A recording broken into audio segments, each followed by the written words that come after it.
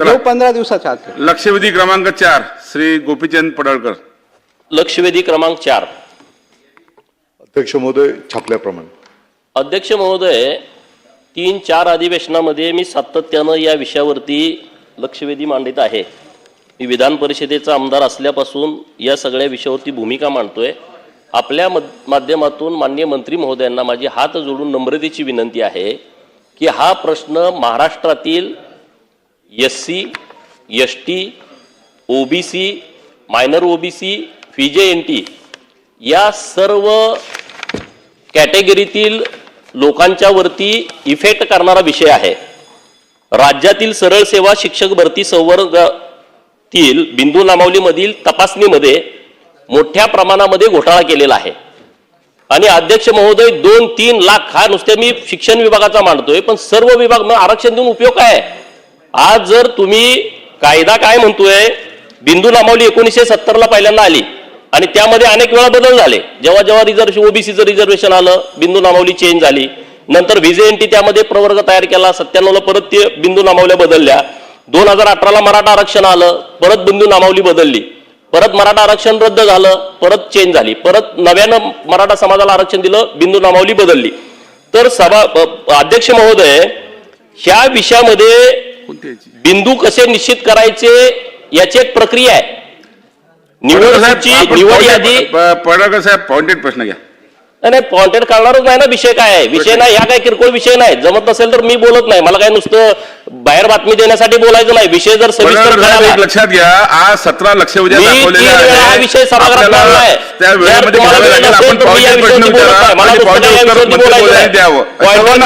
विषय काय आहे? सर्वांना विनंती आहे. विषय एवढा मोठा सिरियस आहे, पॉइंटेड बोलू शकत नाही मी.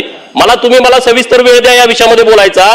हा मागासवर्गीयचा सगळा विषय आहे. बिंदूमध्ये बदल झालाय आणि याच्याबद्दल सरकारनं निर्णय दिलेले आहेत. सरकारचे निर्णय काय आहेत? 1997चं पत्रक आहे. सरकारचं भूमिका आहे की जर एखादा मुलगा मागासवर्गीय असेल आणि तो मेरिट मध्ये आला, तो खुल्यामध्ये बसत असेल तर तो खुल्यामध्ये घ्यावा. आता काय करतायत हे सगळे लोक, अधिकारी लोक, मागासवर्गीयांची मुलं ओपन मेरिट मध्ये आल्याच्या नंतर तुम्ही ओपन मेरिट मध्ये दाखवत नाही त्यांना, परत तुम्ही त्याच्या जातीच्या बिंदूवरती दाखवताय. जातीच्या बिंदूवरती दाखवल्यानंतर त्याला जागाच मिळणार नाही ना. तर हे मी पुरावे घेऊन आलोय. मी काय असं तुम्हाला फेक बोलत नाही. अहो, मी या काढणारच नाही विषय. मी 3 वेळा बोललोय, नुसतं 3 वेळा बैठका केल्या. प्रश्न घ्या, उत्तर देतील. नाही, मला एक विषय तुम्हाला समोर द्यायचा आहे. कुठला द्यायचा आहे? पुणे महानगरपालिकेचा.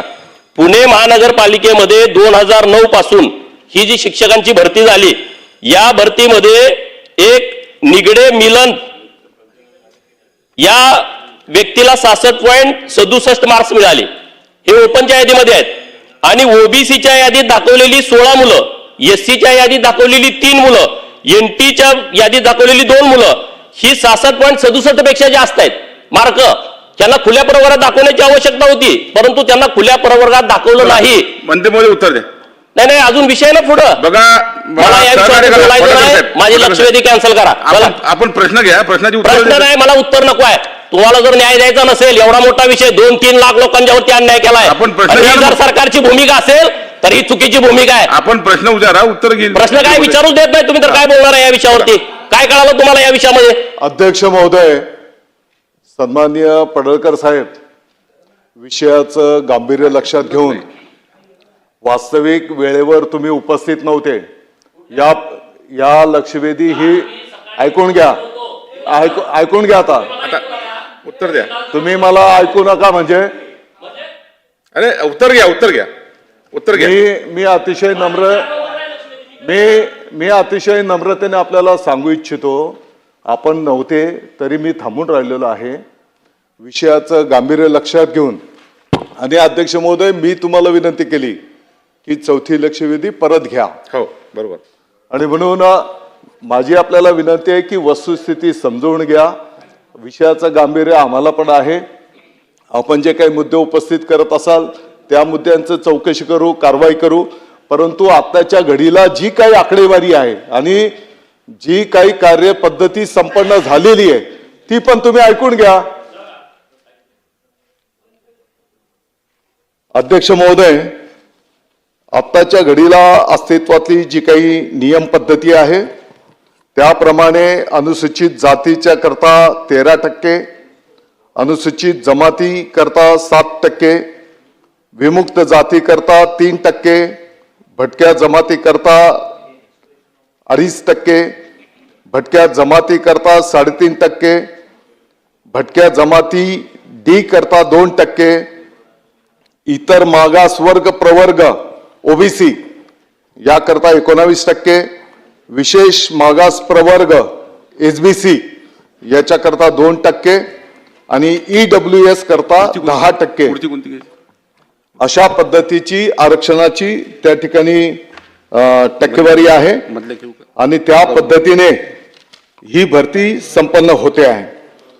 अध्यक्ष महोदय, ज्या काही नियुक्त प्राधिकारी संस्था आहेत, महानगरपालिकेच्या बाबतीमध्ये आयुक्त महोदय असतील, जिल्हा परिषदेच्या बाबतीमध्ये मुख्य कार्यकारी अधिकारी आणि खाजगी शाळांच्या बाबतीमध्ये संबंधित संस्था या नियुक्त प्राधिकारी म्हणून बिंदू नामावली तयार करून सामान्य प्रशासन विभागाच्या अंतर्गत असणाऱ्या सहाय्यक आयुक्ताच्या माध्यमातून मागासवर्गीय कक्ष यांच्याकडे तपासणी करता पाठविल्या जातात आणि ती तपासणी करून सहाय्यक आयुक्त मागासवर्गीय कक्ष बिंदू नामावली तपासून प्रमाणित केली जाते. ही बिंदू नामावली प्रमाणित करण्याच्या नंतर मग पुढची प्रोसेस त्या ठिकाणी संपन्न केली जाते. अध्यक्ष महोदय, ही पण वस्तुस्थिती आहे की आताचे जी काही आरक्षण टक्केवारी आपल्याला या ठिकाणी सांगण्यात आलेली आहे, या आरक्षण टक्केवारीमध्ये जर मेरिटमध्ये कोण असेल तर तो जनरल मधनं येत असतो आणि त्या पद्धतीनेच त्या ठिकाणी भरती केली जाते. अध्यक्ष महोदय, आत्ताच्या घडीला पहिल्या टप्प्यामध्ये विभागाच्या वतीने जे काही मुलाखतीसह आणि मुलाखतीशिवाय अशी 21,839 पदांची जाहिरात प्रसिद्ध झाली. त्यामध्ये आरक्षित प्रवर्गाची 15,670 व खुल्या प्रवर्गाची 6,169 पदं होती. यामध्ये आरक्षित पदांवर शिफारस झालेले उमेदवार 13,026 असून खुल्या प्रवर्गावर शिफारस झालेले उमेदवार 5,008 आहे. याचा अर्थ असा आहे की कुठल्याही आरक्षित पदावर कोणावरही अन्याय झालेला नाही. उलट पक्षी त्याच्यापेक्षा जास्तीचे उमेदवार त्या ठिकाणी आले आहेत, म्हणजे कदाचित बॅकलॉग असेल पाठीमागच्या काळामध्ये. दुसऱ्या टप्प्यामध्ये मुलाखतीशिवाय आणि मुलाखतीसह अशी एकूण 10,856 पदांची जाहिरात प्रसिद्ध झाली होती.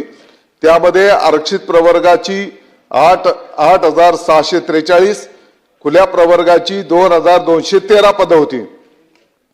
यामध्ये मुलाखतीशिवाय या प्रकारात 1,114 पदांवर उमेदवारांची शिफारस झालेली असून त्यामध्ये आरक्षित प्रवर्गाच्या पदावर शिफारस झालेल्या उमेदवारांची संख्या 712 इतकी आहे. उर्वरित मुलाखतीसह भरतीची प्रक्रिया आता प्रगतीपथावर आहे. आणि म्हणून आपण जर बघितलं असेल तर कुठल्याही विमुक्त जाती याच्यामध्ये 1,498 उमेदवार, भटक्या जमातीमध्ये 727 उमेदवार, भटक्या जमातीमध्ये 821 उमेदवार आणि भटक्या जमाती डी मध्ये 672 उमेदवार त्या ठिकाणी निवड करण्यात आलेली आहे. चला बोला पडळकर साहेब, पुन्हा काय तुमचा प्रश्न? विषय आहे, नीट समजून घ्या. आता तुमची जाहिरात दिली, जाहिरात टक्केवारी तुम्ही सांगितली, एससी ला किती, एसटी ला किती, ओबीसी ला किती. हा विषय माझा नाही आहे. माझा विषय काय आहे की माझा विषय खुल्या प्रवर्गामध्ये मेरिटमध्ये आलेले कॅन्डिडेट तुम्ही जात प्रवर्गावरती दाखवलेले आहेत आणि हे दाखवायचे नाहीत. 2014ला वस्ती शाळेवरती शिक्षक नेमणूक केली, तुम्ही ते सरपंचांना अधिकार दिले होते. 12वीची पोरं जे मागासवर्गीय आहेत त्यांची घेऊन टाका आणि डीएड बीएड झालेली मुलगा ओपन मधली घेऊन टाका. सरसकट तुम्ही 12वीची भरून टाकली. सोलापूर जिल्ह्यामध्ये 250 मुलं एनटीसीची ही खुल्या प्रवर्गातून आलेत. तुम्ही त्यांना एनटीसी वरती दाखवलं. जर तुम्ही खुल्या प्रवर्गामध्ये आलेली मुलं एनटीसी वरती दाखवली, एनटीच्या जागा किती 10-20 वर्ष पुढच्या निघणार नाहीत ना? हा अन्याय नाही का? आणि म्हणून 3 वेळा तुम्ही सोलापूरचं रोस्टर तपासला, 3 वेळा वेगवेगळे आकडे आले. 3 वेळा आकडे कसे काय वेगळे वेगळे येऊ शकतात? बिंदू नामावली तुमच्याकडं निवड सूची यादी आहे त्यामध्ये तुम्ही चुकीच्या पद्धतीने म्हणून हे मला तुम्हाला पुरावे द्यायचे आहेत. एक उदाहरण मला तुम्हाला द्यायचं आहे पुणे महानगरपालिकेचं. पुणे महानगरपालिकेमध्ये 2009 खुल्या प्रवर्गाचा शेवटचा निवड झालेला कर्मचारी मी आता तुम्हाला माहिती सांगितली, परंतु गेल्या 30 वर्षामध्ये एक पण आरक्षित जागेवरचा कॅन्डिडेट अनारक्षित जागेवरती आला नाही. एवढी गुणवत्ता नाही का? म्हणजे हा फ्रॉड आहे ना. दुसरा विषय आहे सोलापूरचा. सोलापूरच्या सगळ्या विषयामध्ये आम्ही सातत्यानं भूमिका मांडली, परंतु त्याच्यावरती सरकारनं भूमिका घेतली नाही. 2-3 वेळा सांगितलं, अधिकारी तिथं दाद देत नाहीत. कारण 3 वेळा जर आपलं एक 2024 एक शासन निर्णय आहे, जर एखाद्याची निवड सूची सापडत नसेल, निवड यादी सापडत नसेल, तर त्याचा तुम्ही विकल्प घ्या, त्याच्याकडून तुम्ही लिहून घ्या तुम्ही कुठल्या प्रवर्गात. त्यांनी खुल्या तिथं 240 पोरांनी लिहून दिलं आम्ही खुल्या प्रवर्गातून आमची निवड झालेली आहे, तुम्ही परत त्याला एनटी वरती दाखवता. हे सगळ्या महाराष्ट्रामध्ये सुरू आहे. आणि म्हणून माझे सरकारला स्पेसिफिक प्रश्न असे आहेत की याबाबत सरकार सरळ सेवा शिक्षक भरती संवर्गातील बिंदू नामावलीमधील तपासणीमध्ये भटक्या जमाती विशेषतः NTC, VJNT, OBC, SBC, SC आणि ST प्रवर्गावरती प्रचंड अन्याय झालाय. सर्व जिल्हा परिषदा, प्राथमिक, माध्यमिक, मनपा व रयत शिक्षण संस्था, खाजगी शिक्षण संस्थांचे शिक्षक सहवर्गाच्या बिंदू नामावलीची फेर दुरुस्तीचे आदेश देऊन मागासवर्गीयाचा अनुशेष काढून फेर टप्पा 2 मधील भरती प्रक्रिया राबवणार आहात का? हा माझा नंबर 1चा प्रश्न आहे. रोस्टर बनवताना निवड सूचीचा आधार न घेता, निवड सूची असल्याशिवाय रोस्टर बनवता येत नाही, परंतु निवड सूचीचा आधार न घेता रोस्टर बनवले व मागास प्रवर्गातील आरक्षण बिंदूत फेरबदल करून जाणीवपूर्वक अतिरिक्त दाखवलेत. 4 जाहिराती आल्या तर तुम्ही त्यांना अतिरिक्त दाखवताय. अरे रिटायर किती झाले, बदल्या किती लोकांच्या झाल्या, हे कशासाठी चालू आहे? म्हणजे हे आरक्षण तुम्ही संपवण्याचा घाट घातलाय अधिकारी लोकांनी. सरकारवरती माझा आक्षेप नाही, परंतु जे अधिकारी बसले त्याच्याबद्दल तुम्ही काय भूमिका घेणार आहे का? आणि हा अन्याय दूर करण्यासाठी शिक्षण खातं, सामान्य प्रशासन कोणते प्रयत्न करणार आहे? हा एक 2 विषय आहेत. दुसरे 2 स्पेसिफिक प्रश्न आहेत, नंतर विचार. नाही आता मंत्री उत्तर घ्या. अध्यक्ष महोदय, पुण्याच्या संदर्भामध्ये पर्टिक्युलर काही तक्रार असेल तर निश्चितपणे त्यांनी द्यावी, त्याचं चौकशी केली जाईल. जे काही अस्तित्वातले नियम कायदे आहेत त्याप्रमाणे ती कार्यपद्धतीप्रमाणे भरती प्रक्रिया संपन्न झाली पाहिजे, याबद्दल कोणाचंही दुमत असण्याचं काही कारण नाही. अध्यक्ष महोदय, मी आपल्या समोर जी काही माहिती ठेवली त्याच्यामध्ये विमुक्त जातीच्या साठी 1498, भटक्या जमातीच्या साठी 727, भटक्या जमातीच्या साठी 821, भटक्या जमातीच्या साठी D 672. याचा अर्थ असा आहे की भरतीच्या 2 जे टप्पे मी आपल्या समोर ठेवलेले आहेत, 32,695 पदांची जाहिरात देण्यात आलेली होती. त्याच्यामध्ये विजा भज प्रवर्गासाठी 3,596 पदं उपलब्ध होणे आवश्यक असताना प्रत्यक्षात 3,718 पदे उपलब्ध झालेली आहेत. म्हणजे जास्तीचे पदं त्या ठिकाणी मिळालेली आहेत. होऊ शकतं की कदाचित काही पाठीमागचा बॅकलॉग असेल किंवा जी काही लोक राखीव कोट्यातली असेल परंतु मेरिटमध्ये ती लोक आलेली असतील आणि म्हणून या प्रवर्गावर अन्याय झाला असं जे काही सन्माननीय आमदार महोदय बोलतात ते वस्तुस्थितीला धरून नाही. आणि हे होत असताना सोलापूरच्या संदर्भामध्ये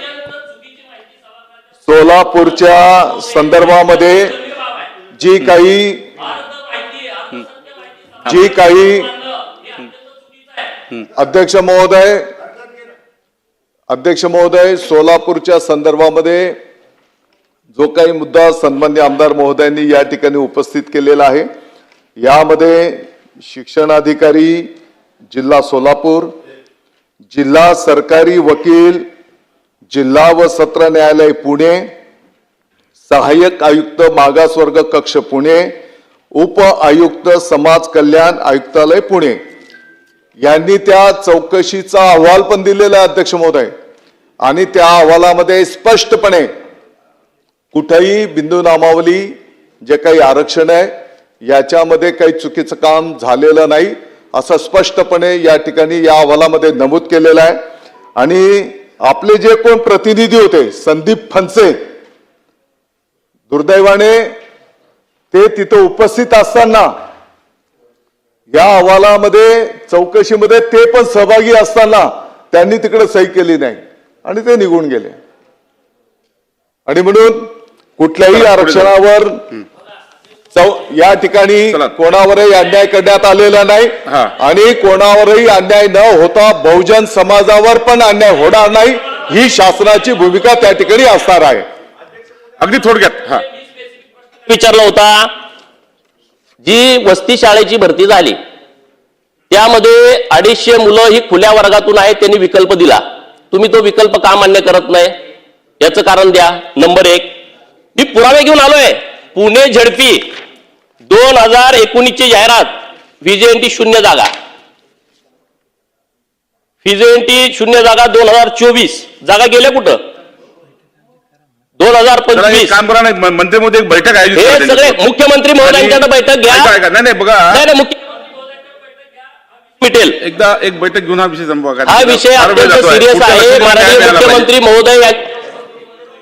अध्यक्ष महोदय, मी आपल्या समोर जी काही आकडेवारी ठेवलेली आहे त्या आकडेवारीवरून असं दिसतंय की आत्ताच्या घडीला अस्तित्वातलं जे काही आरक्षण आहे, जिथपर्यंत शालेय शिक्षण विभागाचा विषय आहे, यामध्ये कोणत्याही प्रवर्गावर अन्याय झालेला नाही आणि म्हणून त्यांच्याकडे जे काही पुरावे असतील ते पुरावे दिल्याच्या नंतर त्या संदर्भातले चौकशी त्या ठिकाणी उत्तर ऐका ना गोपीजी, त्या ठिकाणी त्याची चौकशी केली जाईल आणि पाहिजे तर त्यांच्या उपस्थितीत ती चौकशी करायला लावू. चला पुढे जाऊया. लक्षवेधी क्रमांक 8.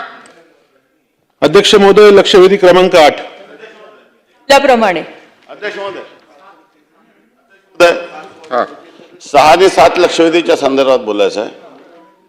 हे बघा, माझी सर्व सन्माननीय सदस्याला विनंती आहे. बघा, शेवटचा दिवस आहे, राहिलेल्या लक्षवेधी सर्व लॅप्स होणार आहे. त्यामुळे ठीक आहे, एखाद्या लक्षवेधीमध्ये 2-4 मिनिटं जास्त देऊ शकतो, पण सर्वांनी समजावून घ्या की नाही ऐका, ज्या लक्षवेधी राहतील त्या लक्षवेधी लॅप्स होणार आहे. त्यामुळे जास्तीत जास्त लक्षवेधी घ्यावा अशी माझी विनंती आहे. पॉइंटेड प्रश्न विचारा, पॉइंटेड उत्तर घ्या. अध्यक्ष महोदय, लक्षवेधी क्रमांक 6 आणि 7 6च्या संदर्भात रविशेठ पाटील साहेबांनी विनंती केली आहे की ते दुपारी घ्या आणि 7 नंबरची लक्षवेधी सुभाष देशमुख साहेब देखील नाही, त्यांनी मुटकुरे साहेबांना विचारायला सांगितली आहे. ती आपण या चालू लक्षवेधीच्या नंतर द्या. अध्यक्ष महोदय, अडचण अशी झाली, सकाळी 3:13 मेसेज आला, कार्यक्रम आला, त्यामुळे ही अडचण निर्माण झालेली आहे. बैठक लावून पुढे जाऊ. त्यामुळे 6 नंबरची लक्षवेधी दुपारी घ्या, 7ची आता घेऊन टाका. दुपारचं आज सांगता येणार नाही, दुपारचा सांगता येणार नाही. चला अध्यक्ष महोदय, प्रश्न मांडा. अध्यक्ष महोदय, नाशिक शहराला प्रामुख्याने गंगापूर धरणातून पाणी पुरवठा केला जातो.